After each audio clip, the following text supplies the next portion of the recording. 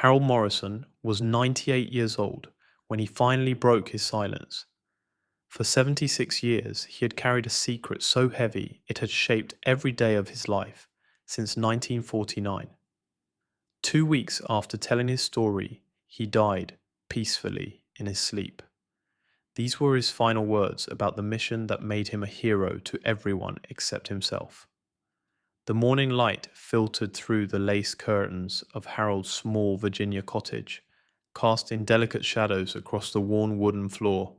His granddaughter Sarah had set up her phone on a tripod, something she'd been gently asking to do for months. "Grandpa," she said, "you never talk about the war, not once in my entire life. Don't you think it's time?" Harold had always deflected, changed the subject, made a joke about his hearing aid, but something was different that morning in October 2024. Maybe it was the way the light hit the old photograph on the mantel, the one of him in his army uniform, barely 22 years old, his whole life ahead of him.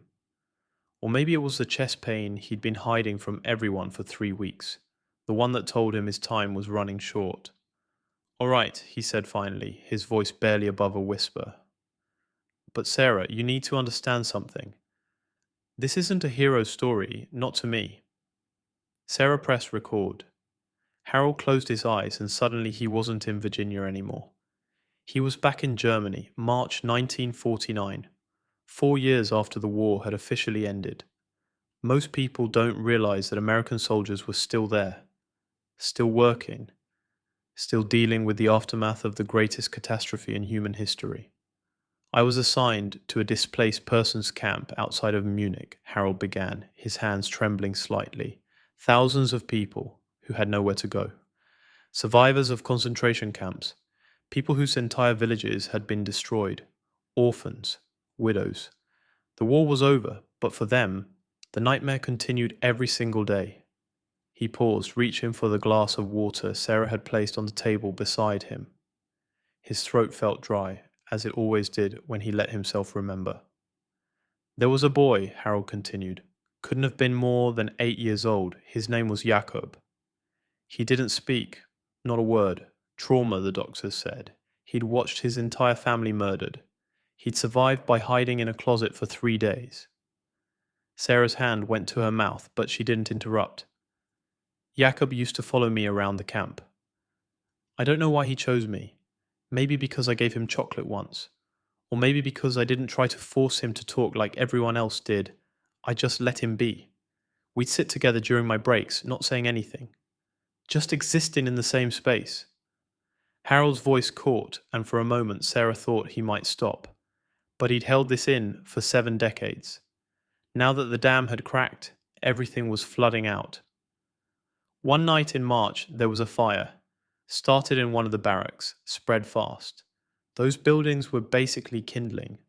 I was off duty, asleep in my quarters half a mile away, but I heard the alarm. By the time I got there, it was chaos. People screaming, running, children crying for their parents. The smoke was so thick you couldn't see 5 feet in front of you. He opened his eyes now, staring at something Sarah couldn't see. "I went into the burning building 3 times, pulled out 7 people. The heat was unbearable, the smoke choking. My captain ordered me to stand down after the third trip. Said the building was about to collapse, but then I remembered Jakob. His bunk was in that building." Sarah leaned forward, her heart pounding. "I disobeyed the direct order, went back in. Found Jakob huddled under his bunk, exactly like he'd probably hidden before he was conscious, terrified, but he couldn't move. Frozen. I grabbed him and turned to run back, but a beam fell. Blocked the way we came in." Harold's voice dropped to barely a whisper now. "There was another boy there. Older, maybe 12. His name was Thomas. He was trapped under debris, his leg crushed. He looked at me, and I'll never forget his eyes. He knew I couldn't carry both of them out. The building was coming down. I had seconds to decide." The silence in the room was deafening. Sarah felt tears streaming down her face. "I chose Jacob," Harold said flatly. "I grabbed him and I ran, left Thomas there. Told myself I'd come back. Told myself there was time. There wasn't." His hands were shaking violently now. The building collapsed 30 seconds after I got out. Thomas died in there, 12 years old. He'd survived the Holocaust, survived unspeakable horrors, made it to what was supposed to be safety, and he died because I couldn't carry both of them, because I had to choose. Sarah reached out and took her grandfather's hand. Grandpa, you saved Jacob's life. You saved 8 lives that night. You're a hero. Harold shook his head slowly. They gave me a medal, Bronze Star for valor. Everyone called me a hero, but I see Thomas's face every single night. Every night for 76 years. I made a choice, and a child died because of it. You made an impossible choice, Sarah said gently, in an impossible situation. That's what everyone says, Harold replied. My commanding officer, the chaplain, the therapist they sent me to.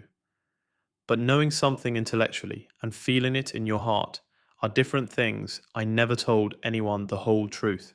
Not your grandmother, not your father, not anyone. I let them think I was a hero. But heroes don't leave children to die. He looked directly at Sarah now, his pale blue eyes wet with tears. Jacob survived. Grew up. Last I heard, he moved to Israel, became a teacher, had children and grandchildren of his own. I saved his life. But I can't reconcile that with taking Thomas's choice away from him. That boy deserved to live too. Sarah squeezed his hand tighter. What would you say to Thomas now, if you could? Harold was quiet for a long moment. When he spoke, his voice was steady for the first time. I'd say I'm sorry, that he deserved better, that I've thought of him every single day, that I hope wherever he is, he knows that his death mattered to me, that he wasn't forgotten, that someone carried the weight of his loss. He looked at the camera, seeming to stare through it to something beyond. Young people today, they think war is heroic. They see the movies, the medals, the parades. They don't see this part, the impossible choices, the faces you can't forget, the weight you carry until the day you die. I was called a hero, but I've spent 76 years feeling like a failure.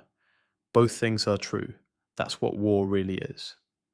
Sarah turned off the camera. They sat together in silence as the morning light grew stronger, grandfather and granddaughter, bound together by a secret finally told. 2 weeks later, Harold Morrison passed away in his sleep. At his funeral, Sarah told his story. She also announced that the family had established a scholarship in Thomas's name at a local school for children of refugees and survivors of violence. It was what Harold had wanted, his final instruction to her after the camera stopped rolling.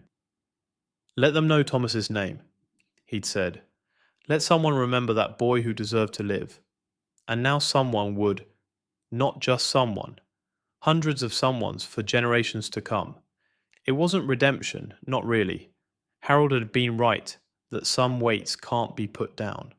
But it was remembrance. It was honoring an impossible choice by refusing to let either boy be forgotten. That was Harold Morrison's final gift to the world. Not the story of a perfect hero, but the truth of an imperfect man who did his best in an impossible moment and spent the rest of his life making sure that moment mattered.